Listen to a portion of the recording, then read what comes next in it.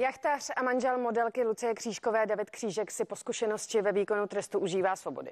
To je jasný. Ale ta zkušenost, to už z hlavy prostě nedostanete.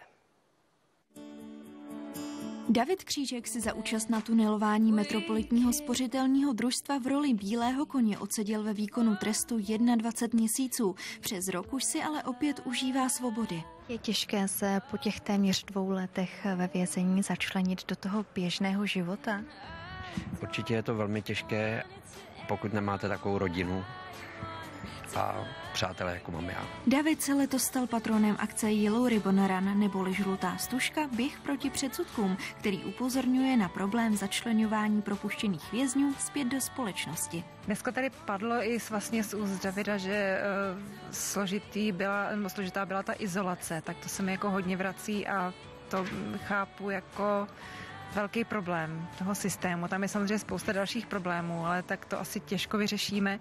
To je na zákonodárcích, ale ta izolace a ten kontakt velmi potřebný mezi rodičem a dětmi, to tam prostě chybělo.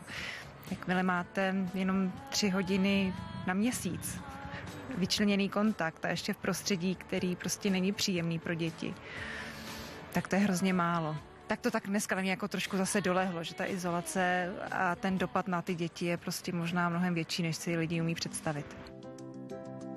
Stejně jako situace, které David během svého vězeňského pobytu zažil a nejraději by je z hlavy navždy vymazal. Když na vás naběhne 14 nepřizpůsobivých a chtějí se na vás vrhnout, tak to jsou třeba ty vzpomínky. Potom, když narážíte na nafetovaný vězně, který vlastně míň se bojíte vrahů, než nafetovaných lidí, od kterých nevíte, co máte očekávat. Samozřejmě, když vás vedou k soudu spoutanýho ruce nohy a vedou vás na řetízku jako psa, co mi přijde v 21. století jako u takového typu odsouzeného jako úplně nesmysl. Pokořit toho člověka, zbavit ho důstojnosti. Vězení není o napravování, je to o izolaci.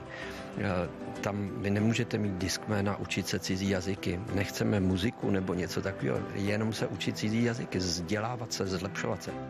A moc vás zveme na 9. ročník Yellow Ribbon Run, který proběhne 11. června od 15 hodin v Říčanech. Já jsem sice patronem celý skvělý akce, hrozně se na to těším, ale letošního ročníku se bohužel nemůžu zúčastnit, ale poběžím určitě na dálku. A já s dětmi tam budu, tak se na vás těším.